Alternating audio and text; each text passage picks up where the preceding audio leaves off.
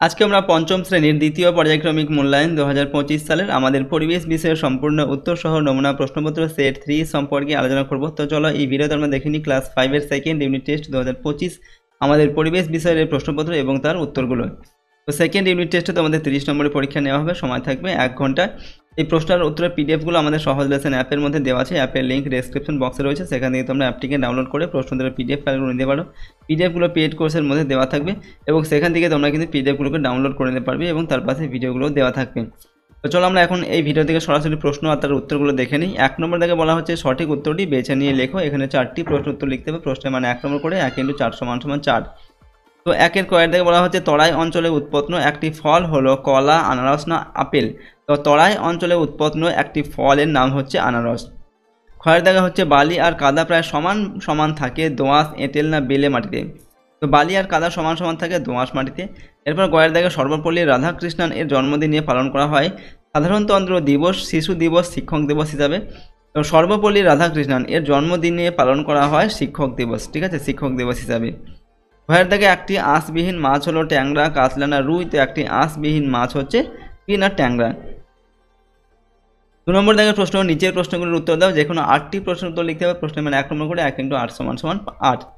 পরের দাগে হচ্ছে রবীন্দ্রনাথ ঠাকুরের বাড়ি কোথায় ছিল। তো রবীন্দ্রনাথ ঠাকুরের বাড়ি ছিল কলকাতার জোড়াসাঁকোয়।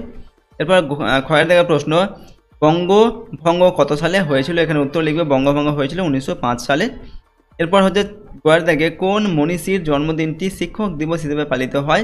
উত্তর লিখবে ডক্টর সর্বপল্লী রাধাকৃষ্ণন, ঠিক আছে, এর জন্মদিনটি শিক্ষক দিবস হিসেবে পালিত হয়। এরপর ঘরের দাগে পশ্চিমবঙ্গের সর্বোচ্চ পর্বতশৃঙ্গের নাম কি। তো পশ্চিমবঙ্গের সর্বোচ্চ পর্বতশৃঙ্গের নাম হচ্ছে সান্দাকফু, এটা। নেক্সট, উঙ্গর দাগে মহানন্দা নদীর জন্মস্থান কোথায়। তো মহানন্দা নদীর জন্মস্থান হচ্ছে দার্জিলিংয়ের ডাউহিল, সেখানে।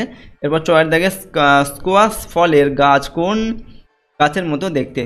এখানে উত্তর লিখবে স্কোয়াশ ফলের গাছ হচ্ছে ঝিঙে গাছের মতো দেখতে। 6-এর দাগে প্রশ্ন, তরাই অঞ্চলের একটি নদীর নাম লেখো। উত্তর লিখবে তরাই অঞ্চলের একটি নদী হলো মহানন্দা। পরিচয় দাগে একটি জৈব কীটনাশকের নাম লেখো। এখানে উত্তর লিখবে নিমপাতা হচ্ছে একটি জৈব কীটনাশক। 6-এর দাগে হচ্ছে একজন মহিলা বিপ্লবীর নাম লেখো। তো একজন মহিলা বিপ্লবী হলেন প্রীতিলতা ওয়াদ্দেদার।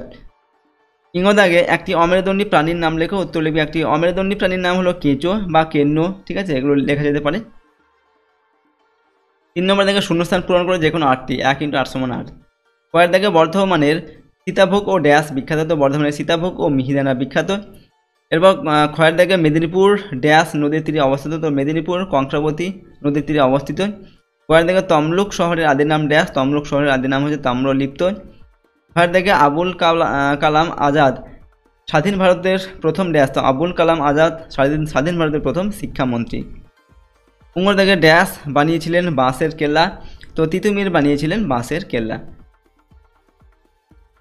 এবার দেখা হচ্ছে আগে ড্যাশ হিসাবে নিমপাতা ব্যবহার করা হতো। তো আগে কীটনাশক হিসাবে নিমপাতা ব্যবহার করা হতো। এবার থেকে ধান কাটা ঝাড়ার আধুনিক যন্ত্রের নাম ড্যাশ। তো ধান কাটা ঝাড়ার আধুনিক যন্ত্রের নাম হচ্ছে হারভেস্টার। এরপর দেখো বর্গীয় দাগের প্রশ্ন, কেঁচো মাটির ড্যাশ উপাদান। তো কেঁচো হচ্ছে মাটির সজীব উপাদান। এবার দেখা হচ্ছে সুন্দরবনের জল স্বাদে ড্যাশ। তো সুন্দরবনের জল হচ্ছে স্বাদে নোনতা। পরের প্রশ্ন 4 নম্বর দেখে বাম স্তম্ভের সঙ্গে ডান স্তম্ভ মেলাতে হবে। 1 × 4 = 4। এখানে বাম স্তম্ভে কী দেওয়া আছে দেখো, দুধে লেবুর রস দেওয়া, লুপ্তপ্রায় মাছ, ভগৎ সিং, তিতুমির। ডান দিকে দেওয়া আছে বাঁশের কেল্লা, ন্যাদোস, রাসায়নিক বিক্রিয়া, স্বাধীনতা সংগ্রামী। এগুলো আমরা মিলিয়ে লিখছি। দেখো প্রথমে দেওয়া আছে এখানে দুধে লেবুর রস দেওয়া। তো দুধে লেবুর রস দিলে কী হয়, রাসায়নিক বিক্রিয়া হয়। এখানে অপশান 3-এর সঙ্গে মিলবে। তো অপশান 3টা আমরা এখানে প্রথমে লিখলাম, ঠিক আছে, 3 দিয়ে এখানে রাসায়নিক বিক্রিয়া লিখলাম। এরপর লুপ্তপ্রায় মাছ হচ্ছে ন্যাদোস। মাছ হচ্ছে লুপ্তপ্রায় মাছ। তো 2 নম্বর এখানে আমরা 2 নম্বর দিয়ে লিখলাম ন্যাদোস। ভগৎ সিং হচ্ছে কি একজন স্বাধীনতা সংগ্রামী। তো 4 নম্বর এটা রয়েছে, 4 নম্বরে এখানে আমরা 4 নম্বর দিয়ে লিখবো স্বাধীনতা সংগ্রামী। তিতুমির তিনি হচ্ছেন কী করেছিলেন, বাঁশের কেল্লা বানিয়েছিলেন। তো অপশান 1, ঠিক আছে, অপশান 1টা সঠিক হবে। তো অপশান 1টা আমরা 1 দিয়ে এখানে লিখলাম বাঁশের কেল্লা। এইভাবে আমরা এটাকে মিলিয়ে দিলাম। 5 নম্বর থেকে নিচের প্রশ্নগুলি 2-3টি বাক্যে উত্তর দাও। যে কোনো 3টির উত্তর লিখতে হবে। প্রশ্নের মান দেখো 2 নম্বর করে 3 × 6 নম্বর দেওয়া আছে। কয়ের দাগে খনি অঞ্চলে গাছ লাগানো দরকার কেন। তো খনি অঞ্চলে গাছ লাগালে ভূমির ধস রোধ করা সম্ভব এবং মৃত্তিকা ক্ষয় রোধ করা যায়। কয়ের দাগে হচ্ছে শকুনরা হারিয়ে যাচ্ছে কেন। তো শকুন আগে মরা প্রাণীর মাংস খেয়ে পরিবেশ পরিষ্কার রাখতো। এখন গরুদের ব্যথা কমানোর ওষুধ দেওয়া হয়, ফলে গরুর মাংসে বিষ থাকে। এই বিষযুক্ত মাংস খাওয়ার ফলে শকুনদের মৃত্যু হচ্ছে, ফলে শকুনরা হারিয়ে যাচ্ছে। গড়ে দেখা হচ্ছে নিত্যবহ নদী কাকে বলে, উদাহরণ দাও। যে সকল নদীগুলিতে সারা বছর ধরে জলপ্রবাহ দেখা যায় তাদের নিত্যবহ নদী বলে। উদাহরণ হচ্ছে ভারতের গঙ্গা নদী, ব্রহ্মপুত্র নদ প্রভৃতি উল্লেখযোগ্য নিত্যবহ নদী এগুলো। ঘরের দিকে ভারতের সবুজ বিপ্লব কি?